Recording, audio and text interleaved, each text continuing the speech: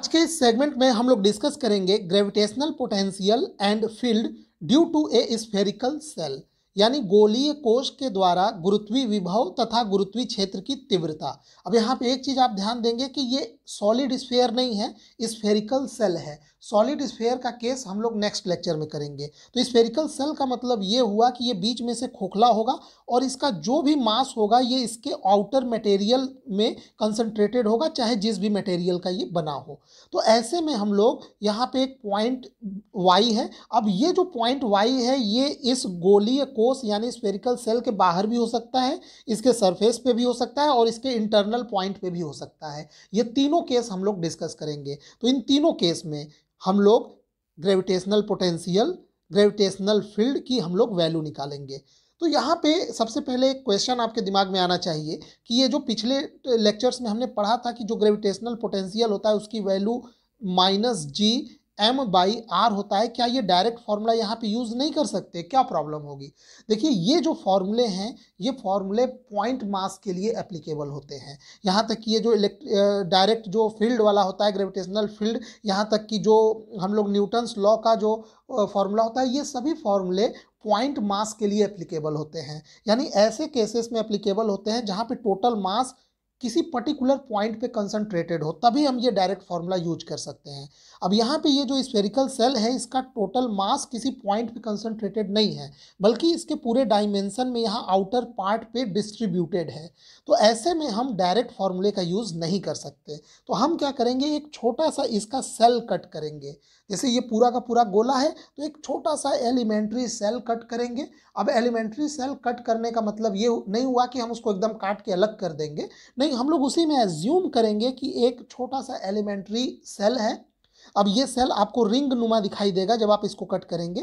तो सबसे पहले हम उस एलिमेंट्री सेल के द्वारा यहाँ पे पोटेंशियल निकाल लेंगे और बाद में इस पूरे स्फेरिकल सेल के डायमेंशन के लिए इंटीग्रेट कर देंगे। ऐसा क्यों? क्योंकि जब हम लोग एलिमेंट्री सेल कट करते हैं तो यहाँ पे ये बहुत ही पतला और बहुत ही एलिमेंट्री होता है। तो ऐसे में हम इसको पॉइंट मास कंसीडर कर सकते हैं। तब हम डायरेक्ट वो फॉर्मूला यूज कर सकते हैं पॉइंट मास वाला, और फिर पूरे डायमेंशन में निकालने के लिए हम लोग उसमें एक वेरिएबल रखेंगे। उसी वेरिएबल को इस पूरे स्फेरिकल सेल के डायमेंशन के लिए इंटीग्रेट कर देंगे तो हमें पूरा ये वैल्यू आ जाएगा।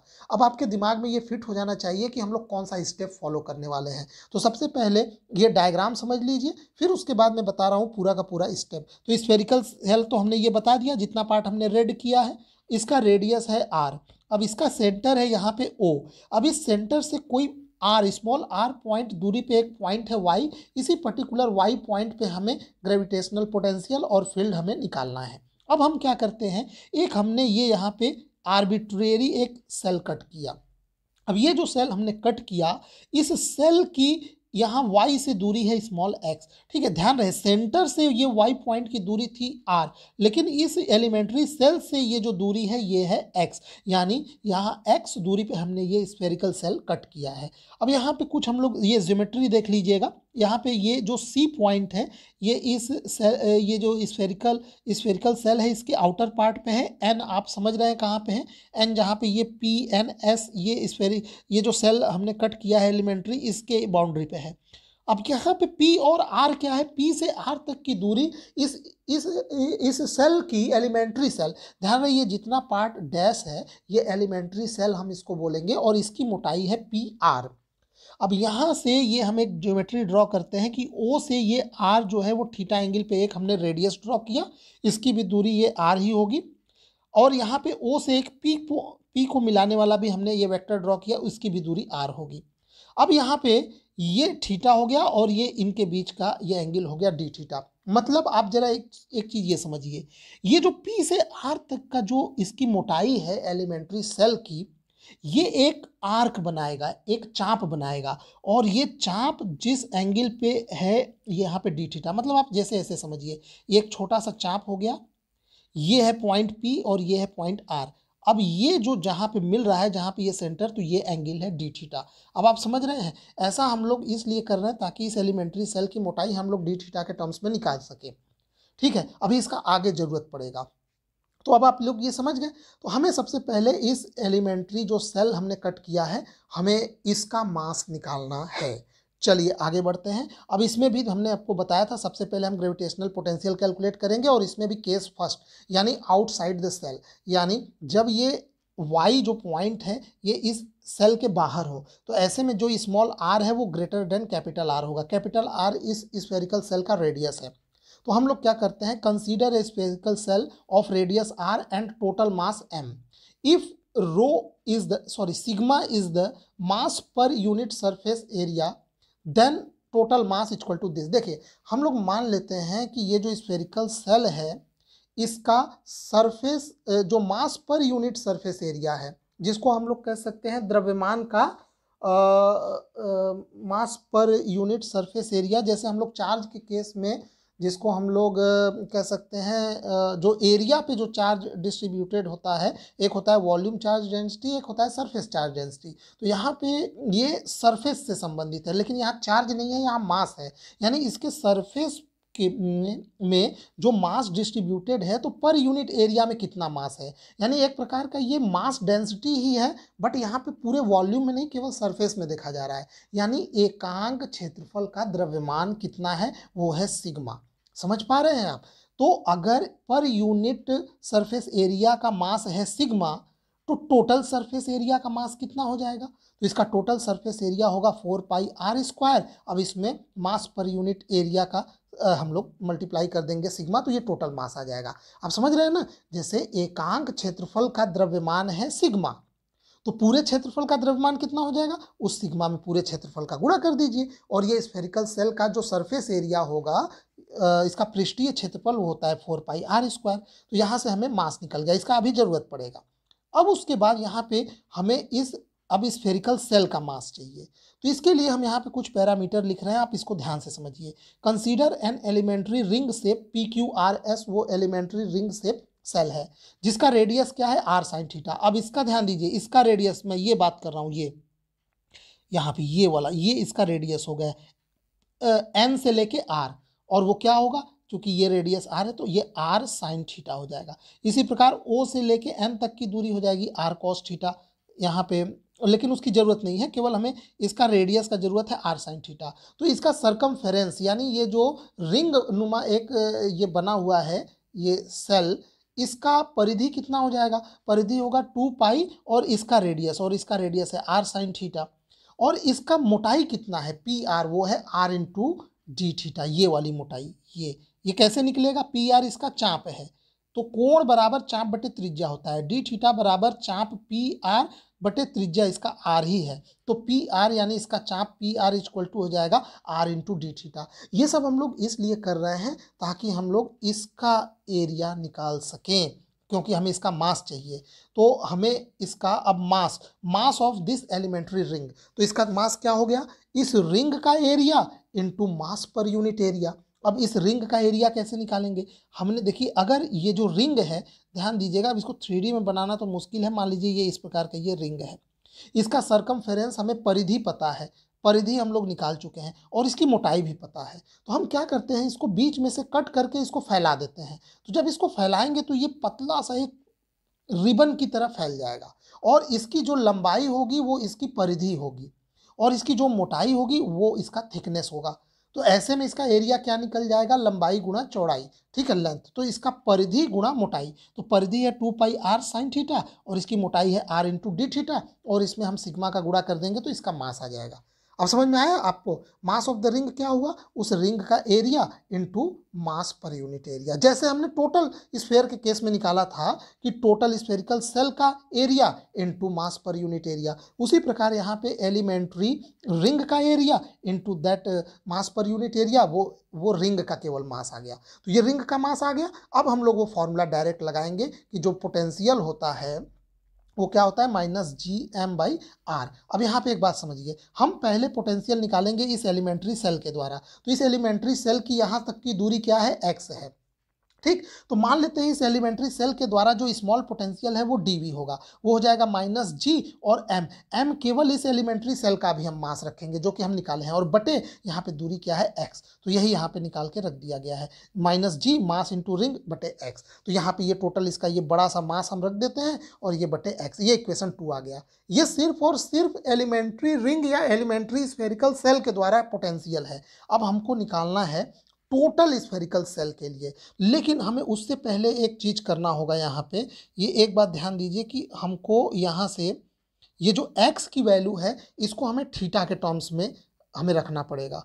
ऐसा इसलिए, या फिर यूं कह सकते हैं कि इस x को हमें रिप्लेस करना है, ये x की वैल्यू एक्चुअल में हमें थीटा के टर्म्स में यहाँ पे रखना ही पड़ेगा तभी, या यूं कहिए एक मिनट, ये जो डी थीटा के टर्म्स में ये पूरा इक्वेशन है, इस इक्वेशन को हमें रिप्लेस करना होगा dx के फॉर्म में ताकि हम इसको इंटीग्रेट कर पाएं। यानी एक तरह से कहिए कि हमें इसमें ये डी थीटा को रिप्लेस करना होगा dx में। तो ऐसे में थीटा और x के बीच में हमें एक रिलेशन चाहिए, और उसके लिए हम लोग क्या करेंगे, in triangle ORY and right angle triangle YNR। अब देखिए यहाँ पे ये आप लोग ध्यान दीजिएगा, एक ट्रायंगल आप इसको देखिए, इसमें हम लोग पाइथागोरस प्रमेय लगाने वाले हैं। तो यहाँ पे ये क्या हो जाएगा, एन वाई और एन आर, आप देख पा रहे होंगे ये एन वाई और ये एन आर और ये एक्स, तो X square equal to R square plus ये एन आर की वैल्यू क्या है, आर साइन थीटा, जो मैं शुरू में आपको समझा रहा था कि उसकी जरूरत पड़ेगी। तो यहाँ पे ये N Y square plus N R square, अब ये एन आर स्क्वायर तो आर साइन थीटा का होल स्क्वायर हो जाएगा। अब एन वाई कैसे निकालेंगे, यहाँ पे ध्यान दीजिए, हमें चाहिए एन से लेके ये वाई तक की दूरी, ये अब टोटल दूरी कितनी है r, और इतनी दूरी क्या है, ये वाली दूरी O से लेके n, ये है r cos थीटा, तो उसमें से घटा दीजिए। तो यहाँ पे ये r minus R cos theta, small r minus capital R cos theta इसका स्क्वायर। अब इसको आप आराम से सॉल्व करिएगा। एक यहाँ पे जब सॉल्व करेंगे तो ये देखिए यहाँ पे कुछ टर्म है, यहाँ पे कॉमन ले लीजिए, इसकी वैल्यू 1 हो जाएगी, sine square theta plus cos square theta की, और यहाँ पे ये आपको एक यहाँ पे एक इक्वेशन मिल गया। अब इसको डिफ्रेंशिएट करिए, इस इक्वेशन को, ये जो मिला है, तो ये twice x into d x plus ये R capital R small r constant है तो इसका डिफ्रेंशिएशन 0 हो जाएगा। ये 2 minus 2 R small r into capital R, इसका डिफ्रेंशिएशन होगा नहीं, कॉस थीटा का होगा minus sine theta into d theta. अब यहाँ पे आपको डी थीटा और ये एक्स के बीच में एक रिलेशन मिल गया, इसको हम वापस ले जाके इक्वेशन नंबर 2 में पुट करेंगे यहाँ पे, और हमारा ये इक्वेशन फिर इंटीग्रेट करने लायक बन जाएगा। जैसे ही हम यहाँ पे पुट करेंगे डी थीटा का फैक्टर कैंसिल आउट हो जाएगा और पूरा इक्वेशन देखिए dx के फॉर्म में बन गया। अब हम क्या करेंगे, dx एक एलिमेंट्री दूरी है, अब हम लोग पूरे डायमेंशन के लिए हम क्या करेंगे, हम इसको इंटीग्रेट करेंगे। अब x एक वेरिएबल है, x की हम कितना वैल्यू वेरी करें कि ये पूरे स्फीयर का डायमेंशन कवर हो जाए। अब देखिए यहाँ पे ध्यान दीजिए, अगर x की वैल्यू हम यहाँ से इस स्फीयर के इस सी वाले पार्ट से डी वाले पार्ट तक इंटीग्रेट कर दे तो हो जाएगा। तो इसके लिए हम सी वाले पार्ट तक के लिए करेंगे, तो यहाँ पे क्या बनेगा, ये देखिए यहाँ तक की दूरी क्या है, small R minus capital R, ये कहाँ तक की दूरी, ये यहाँ से यहाँ तक, ये यहाँ तक का, तो ये small R minus capital R, और हमें दूसरे छोर तक जाना है डी तक, यहाँ ओ से लीजिएगा, ये देखिएगा ओ से ये दूरी क्या है, जितना मैंने रेड से किया है, तो ये small R minus capital R, यानी यहाँ से लेके फिर यहाँ तक जाएंगे, तो यहाँ ओ तक तो ये दूरी आ रही है, तो small R plus capital R, यानी एक्स की वैल्यू अगर small R minus capital R से लेके small R plus capital R तक हम इंटीग्रेट कर दे तो पूरा स्फीयर कवर हो जाएगा। बस हम लोग इसको यहाँ लिख देते हैं, minimum value of X equal to Y C equal to R minus capital R, maximum value small R plus capital R, आप लोग डायग्राम में देख लीजिएगा। अब हम लोग इसको इंटीग्रेट करते हैं, तो चलिए इंटीग्रेट करिए, लिमिट हमने पुट कर दिया, dx का इंटीग्रेटर x होगा, बाकी सब तो ये कांस्टेंट है बाहर आ जाएगा, और यहाँ पे ये जैसे ही हम लोग लिमिट पुट करेंगे ये आपका पोटेंशियल का फॉर्मूला आ गया, यहाँ पे ये फॉर्मूला है। अब लास्ट में हम क्या करेंगे, आपको याद होगा इस कैपिटल M यानी टोटल मास जो स्फीयर का था वो कितना था, 4 पाई आर स्क्वायर इंटू सिग्मा, ये इक्वेशन 1 आप जाके देख लीजिएगा, शुरू में हमने बताया था। बस यहाँ पे आप इसके जगह कैपिटल M रख दीजिए, सेम फॉर्मूला आ गया, V equal to minus G M by R. अब आप कहेंगे इतना मेहनत करने का क्या फ़ायदा हुआ, सेम फार्मूला ही तो आ रहा है, बट आप एग्जाम में डायरेक्ट नहीं कर सकते भले ही सेम फार्मूला है। ये फार्मूला ये बताता है कि hence in the case of outside the shell behaves as if its total mass is concentrated and centre O, यानी जब हम किसी स्फेरिकल सेल के द्वारा इसके बाहर स्थित कोई पॉइंट पी पे पोटेंशियल निकालते हैं तो ये ऐसा बिहेव करता है जैसे कि इसका टोटल मास जो एम है वो इसके सेंटर पे केंद्रित हो। यही प्रूफ करने के लिए आ सकता है, ठीक है। तो भले ही हमने ये जिस भी मेथड से किया हो, ये प्रॉपर मेथड तो यही है, लेकिन लास्ट में जो रिजल्ट आया वो रिजल्ट ऐसा ही कह रहा है कि ऐसा लग रहा है कि जैसे पूरा मास अगर सेंटर पे केंद्रित हो तो भी वही फॉर्मूला आएगा जो इस केस में हमने पूरा निकाला, ठीक है। तो ये हो गया ये। अब हम लोग दूसरा केस पढ़ते हैं। दूसरा केस अब थोड़ा जल्दी जल्दी हो जाएगा, थोड़ा इसको समझने में समय लग गया, थोड़ा लंबा टॉपिक है, आप लोग धैर्य बनाए रखिएगा। अभी हमें ग्रेविटेशनल फील्ड भी निकालना है। अब देखिए सरफेस वाले केस में हमें कुछ करना ही नहीं है, स्मॉल आर की वैल्यू आर पुट कर देते हैं तो सरफेस पे आ जाएगा। अच्छा, अब इसके लिए अगर इंटीग्रेट करना चाहते हैं तो अगर स्मॉल आर की वैल्यू अगर आर पुट कर रहे हैं तो सरफेस से शुरू कीजिए, यहाँ से अगर शुरू कर दीजिए यहाँ से, तो हमें सरफेस मतलब कहने का मतलब ये जो पॉइंट वाई है यहाँ सरफेस पे आ गया, तो सरफेस पे आ गया तो एक्स की मिनिमम वैल्यू 0 हो गई, एक्स तो खत्म हो गया, और मैक्सिमम वैल्यू इधर तक कितनी हो जाएगी 2r, यानी x इक्वल टू 0 से 2r के लिए हम इंटीग्रेट करेंगे तो सरफेस वाला केस हमको मिल जाएगा। तो इसीलिए हम इसमें क्या करेंगे, आप इंटीग्रेट कर लीजिए, x बराबर 0 से लेकर x बराबर 2r तक इंटीग्रेट कर लीजिए, सरफेस वाला केस मिल जाएगा। तो यहाँ पे जैसे ही इंटीग्रेट करेंगे सेम प्रोसेस है, इंटीग्रेट करिए, लिमिट पुट करिए, आपको लास्ट में फॉर्मूला वही मिलेगा, बट यहाँ स्मॉल आर बराबर कैपिटल आर पुट कर दीजिएगा, क्योंकि आप जान रहे हैं सरफेस पे स्मॉल आर बराबर कैपिटल आर हो जाएगा। इसके लिए आप चाहें तो डायरेक्ट इसी फॉर्मूले में स्मॉल आर बराबर कैपिटल आर पुट कर सकते हैं। तो ये सरफेस वाला केस हो गया, क्लियर। अब हम लोग इन साइड में आते हैं। अब इन साइड में ध्यान दीजिएगा, यानी इन साइड का वैल्यू मतलब हुआ जब आर की वैल्यू कैपिटल आर से कम हो। तो जब स्मॉल आर की वैल्यू कैपिटल आर से कम हो, यानी ये जो पॉइंट वाई है ये मान लीजिए स्फीयर के अंदर यहाँ लाई कर रहा है, तो ऐसे में ये दूरी कितनी हो जाएगी, अब जरा सोच के बताइएगा आप, ये दूरी कितनी हो जाएगी यहाँ से अब ये वाला आर भूल जाइएगा, ये आर बाहर नहीं है, वाई पॉइंट यहाँ इस स्फीयर के अंदर आ चुका है, तो ये इतना हुआ स्मॉल आर, और यहाँ वाई से यहाँ ओ से लेके सी तक हुआ कैपिटल आर। तो केवल ये दूरी निकालने के लिए आपको कैपिटल आर में से स्मॉल आर घटाना होगा, यानी जो मिनिमम वैल्यू होगी वो होगी, वो होगी कैपिटल आर माइनस आर, और यहाँ पे मैक्सिमम वैल्यू क्या होगी, कैपिटल आर प्लस आर, ठीक है।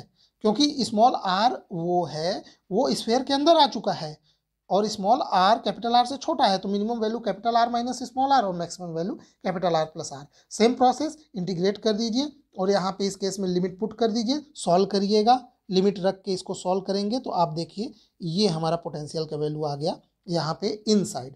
तो इन साइड में पोटेंशियल क्या आ रहा है, कांस्टेंट आ रहा है, क्योंकि ये तीनों क्वांटिटी तो एक स्फेरिकल सेल के लिए कांस्टेंट है। तो हम यहाँ पे रिजल्ट मेंशन करेंगे, hence potential due to shell at an inside point is same everywhere and equal to the value at the surface, यानी जो पोटेंशियल की वैल्यू सरफेस पे आई थी वही पोटेंशियल उस स्फेरिकल सेल के अंदर भी होगा और सब जगह कांस्टेंट होगा, ठीक है। बाहर वाले केस में केवल स्मॉल आर आ रहा है, बाकी दोनों में बटे में कैपिटल आर तो फिक्स है, वो तो रेडियस है स्फेरिकल सेल का, जबकि स्मॉल आर एक कोई भी वेरिएबल डिस्टेंस है जो स्फेयर के बाहर लिया गया है। अब हम लोग निकालते हैं ग्रेविटेशनल फील्ड। तो ग्रेविटेशनल फील्ड में भी पहला केस आ जाएगा outside the shell. Outside shell मतलब स्मॉल आर की वैल्यू कैपिटल आर से अधिक हो। तो इस केस में आपको कुछ करना नहीं है, पोटेंशियल की वैल्यू पता है। फर्स्ट केस में आउटसाइड द सेल पोटेंशियल की value minus G capital M by small r था। अब आप एक फॉर्मूला जानते हैं, intensity of gravitational field E equal to minus d V by d r. अब इसको एक बार हम लोग डिफ्रेंशिएट करेंगे आर के सापेक्ष में, तो यहाँ पे ये माइनस माइनस प्लस हो जाएगा, लेकिन 1/r को डिफ्रेंशिएट करेंगे तो ये माइनस 1/r स्क्वायर आएगा और यहाँ पे फिर से माइनस आ जाएगा। तो यहाँ से ये ई का फॉर्मूला आ गया, gravitational field equal to minus G M by capital R square, यानी यहाँ E is proportional to 1/r square, जो कि इनवर्स स्क्वायर लॉ को फॉलो कर रहा है। हेंस in this case the cell behaves as its total mass concentrated its center, यानी इस केस में भी ऐसे ही बिहेव कर रहा है जैसे कि इसका टोटल मास इसके सेंटर पे कंसंट्रेटेड हो, क्योंकि उस केस में भी यही फॉर्मूला आता है ग्रेविटेशनल फील्ड का। अब हम लोग आते हैं सेकंड केस पे। सेकंड केस में स्मॉल आर बराबर कैपिटल आर है, उसी फॉर्मूले में जो आपने निकाला था केस सेकंड वाला, उसमें यहाँ पे ये formula v equal to minus G M by R आया था। अब आप चूंकि स्मॉल आर बराबर कैपिटल आर है तो कैपिटल आर की जगह स्मॉल आर लिख दीजिए और स्मॉल आर लिख के इसको फिर से डिफ्रेंशिएट करिए। डिफ्रेंशिएट करेंगे तो सेम फॉर्मूला आएगा और लास्ट में स्मॉल आर की जगह कैपिटल आर पुट कर दीजिएगा, क्योंकि सरफेस पे हम निकाल रहे हैं तो स्मॉल आर बराबर कैपिटल आर।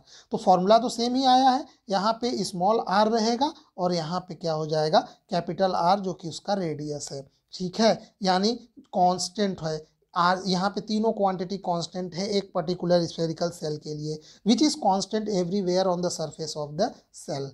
अब हम लोग थर्ड केस पढ़ लेते हैं। थर्ड केस में इनसाइड द सेल, यानी स्मॉल आर की वैल्यू जब कैपिटल आर से कम हो। अब ध्यान दीजिएगा, इनसाइड द केस में gravitational potential is constant everywhere. अब आपको हमने ये इनसाइड वाला केस जब आप निकालेंगे तो v बराबर क्या आया था -gm/R। हाँ यही आया था। ये थर्ड केस यहाँ से जाके देख लीजिए एक बार फिर से, देखिए यही है इनसाइड वाले केस में ये -gm/R। अब यहाँ g भी कांस्टेंट, m भी कांस्टेंट, r भी कांस्टेंट एक पर्टिकुलर स्फेरिकल सेल के लिए। तो आप जानते हैं किसी भी कांस्टेंट का आप डिफ्रेंसिएशन करेंगे तो क्या आएगा, जीरो आएगा। अब चूंकि आपको डिफ्रेंशिएट करना है स्मॉल r के सापेक्ष में, और जब इनसाइड का केस लेंगे तो वो आ रहा है -gm/R। अब यहाँ कैपिटल R बराबर स्मॉल r भी पुट नहीं कर सकते, क्योंकि सरफेस का केस नहीं है, इनसाइड का केस है और वो इतना आ रहा है। ये पूरा कांस्टेंट है और कांस्टेंट का डिफरेंशिएशन जीरो, यानी आपको ये जानने को मिला कि अंदर ग्रेविटेशनल फील्ड क्या होगा, जीरो होगा। Hence the gravitational field strength at all point inside shell is zero. अब लास्ट में इसका डायग्राम देख लेते हैं। ये देखिए, ये पहले डायग्राम पे फोकस करिए, दोनों एक साथ मत देखिएगा, नहीं कंफ्यूज हो जाएंगे। ये है हमारा स्फेरिकल सेल, इसका रेडियस है r। अब यहाँ पे ये इसका सेंटर है O, जो कि हमने इसका ग्राफ इसी पे सुपर इम्पोज ना हो इसलिए नीचे बनाया है। अब आप लोग पहला केस क्या था, आउटसाइड, तो आउटसाइड वाले में क्या आया था v इक्वल टू -gm/R, और इधर भी outside v equal to -gm/R। तो यानी ये एक तरह से देखिए, ये यहाँ से ये वाला ग्राफ आउटसाइड के लिए है, क्योंकि हम ये सेल के बाहर स्मॉल r, देखिए ये सेल, ये इतना पार्ट ये सेल के अंदर हो गया और ये फिर बाहर हो गया। तो बाहर वाले में दोनों साइड देखिए, ये -gm/r और ये -gm/r, और सरफेस पे और इसके अंदर इनसाइड ये कांस्टेंट पोटेंशियल है v इक्वल टू -gm/r, जो कि कांस्टेंट है। तो ये यहाँ से यहाँ तक ये कांस्टेंट है। तो आप पूरा ग्राफ अगर देखेंगे तो ये पूरा इसका ग्राफ बना। एक साइड का केवल बनाना चाहेंगे तो ये एक साइड का बना दीजिए, ये यहाँ पे लेके ये ऐसे हो जाएगा। ठीक है, क्योंकि ये सेंटर के अलोंग दोनों साइड सिमेट्रिकल होता है स्फेरिकल सेल, इसलिए दोनों साइड का हमने बना दिया। अब हम लोग आते हैं बार बार इलेक्ट्रिक फील्ड बोला जा रहा है, ग्रेविटेशनल फील्ड वाले केस में। अब ये ग्रेविटेशनल फील्ड वाला केस जब आप देखेंगे तो ये थोड़ा सा आपको अजीब दिखाई देगा, क्योंकि सरफेस से जैसे ही आप अंदर आएंगे तो अंदर अचानक ग्रेविटेशनल फील्ड जीरो हो जाता है। तो यहाँ पे एक डिसकंटिन्यूटी मिलता है आपको इस ग्राफ में। डिसकंटिन्यूटी कहाँ मिल रहा है, देखिए दोनों साइड बाहर वाले केस में देखेंगे तो ई जे इनवर्सली प्रोपोर्शनल टू 1/r² है माइनस के साथ। तो यहाँ पे ये ग्राफ, ये बाहर वाला तो समझ में आता है, ये 1/r² माइनस के साथ है, तो ये इस प्रकार से ये बनेगा। लेकिन सरफेस पे ये इतना रहेगा -gm/R, लेकिन इस स्फेयर के अंदर जीरो हो जा रहा है, तो ये तुरंत ये जीरो लाइन पे आ जाएगा। यहाँ पे पोटेंशियल जीरो लाइन पे नहीं आया था, यहाँ पे पोटेंशियल यहीं पे था, बट यहाँ पे ये ग्राफ इतना बना, फिर तुरंत डिसकंटिन्यूटी मिलेगा और स्फेयर के अंदर अचानक ये जीरो हो जाएगा ग्रेविटेशनल फील्ड, और फिर जैसे ही आप दूसरे साइड बाहर निकलेंगे तो फिर से ये ऐसे वेरी करेगा। तो यहाँ पे आपको एक डिसकंटिन्यूटी मिल रहा है। ठीक है, और ये हमने मेंशन कर दिया, a sharp discontinuity exist in gravitational field intensity at the surface of the cell. यानी सरफेस, जो सेल का सरफेस है, यहाँ पे एक डिसकंटिन्यूटी एग्जिस्ट कर रहा है ग्राफ में, कि जैसे ही आप सरफेस से बाहर निकल जा रहे हैं तो इलेक्ट्रिक फील्ड वेरी कर रहा है जो प्रोपोर्शनल टू -1/r² से। लेकिन सरफेस पे ये मिल रहा है, लेकिन सरफेस से जैसे ही अंदर आते हैं अचानक electric field gravitational field vanish कर जा रहा है, जीरो हो जा रहा है। ठीक, तो ये इस प्रकार से ये दोनों ग्राफ समझ सकते हैं। ध्यान रहे, यहाँ पे डिक्लाइन थोड़ा धीमा है और यहाँ पे काफ़ी शार्प होगा, क्योंकि यहाँ पे वी जे इनवर्सली प्रोपोर्शनल टू -1/r है, यहाँ पे ई बाहर के केस में ई जे इनवर्सली प्रोपोर्शनल टू -1/r² है। ठीक है, तो दोनों के डिक्लाइन में अंतर है, ये वाला तेज़ी से बहुत शार्प डिक्लाइन कर रहा है और ये धीरे धीरे डिक्लाइन कर रहा है। ठीक, तो मेरे ख्याल से ये आपको ये ग्राफ समझ में आ गया होगा। थोड़ा सा बड़ा हो गया है टॉपिक जरूर, लेकिन उम्मीद करता हूँ कि आपको ये पूरा सेगमेंट अच्छे से समझ में आया होगा। ठीक है, सभी केसेस का आप इसमें रिजल्ट याद रखेंगे, खासकर ग्राफ से समझना ज़्यादा आसान है। यहाँ पे अगर एक बार ग्राफ आप अच्छे से समझ जा रहे हैं तो आपके लिए चीज़ें बहुत आसान हो जाएंगी। ठीक है, इस पूरे ग्राफ को एक साथ देख लीजिए अच्छे से और समझ भी लीजिए। ठीक है, यहाँ पे एक बार फिर से बता दे रहा हूँ, पोटेंशियल के केस में स्फेरिकल सेल के अंदर पोटेंशियल कांस्टेंट रहता है और उतना ही वैल्यू रहता है जो सरफेस पे, और जैसे ही स्फेरिकल सेल के बाहर जाएंगे तो ये इस प्रकार से ये डिक्लाइन करता है -G/-आर के फैक्टर से, निगेटिव। और जबकि ग्रेविटेशनल फील्ड के केस में स्फेयर के अंदर ग्रेविटेशनल फील्ड ज़ीरो होता है और सरफेस से फिर जैसे बाहर जाएंगे तो ये -1/r² से डिक्लाइन करेगा। और ये सभी फॉर्मूले दोनों साइड के लिखे गए हैं, ठीक है। ये बराबर होगा, ये अंदर और ये सरफेस पे सेम होगा, लेकिन इस केस में देखिए बाहर वाला तो ये ठीक है, लेकिन सरफेस पे यहाँ पे ये वैल्यू है जबकि अंदर ये ज़ीरो है ग्रेविटेशनल फील्ड की वैल्यू। ठीक है, तो उम्मीद करता हूँ कि आपको ये टॉपिक अच्छे से समझ में आया होगा। और ये हमारा बीएससी फर्स्ट सेमेस्टर फिज़िक्स का जो हम लोग यूनिट 7 कवर कर रहे हैं, और बाकी पूरे कोर्स से बीएससी फर्स्ट सेमेस्टर फिजिक्स के पूरे कोर्स के सभी यूनिट के अगर आपको लेक्चर बिल्कुल क्रम से देखने हैं तो इसी वीडियो के डिस्क्रिप्शन बॉक्स में चले जाइए, वहाँ पूरे यूनिट का लिंक दिया हुआ है। नहीं तो हमारा चैनल का प्लेलिस्ट चेक कर सकते हैं, वहाँ पे मैं पूरे कोर्स का लेक्चर बिल्कुल क्रम से बिना कोई टॉपिक छोड़े वहाँ पे सब आपको मिल जाएगा। अगर आपका कोई प्रॉब्लम है तो कमेंट में ज़रूर बताइएगा। वीडियो देखने के लिए आपका बहुत बहुत धन्यवाद।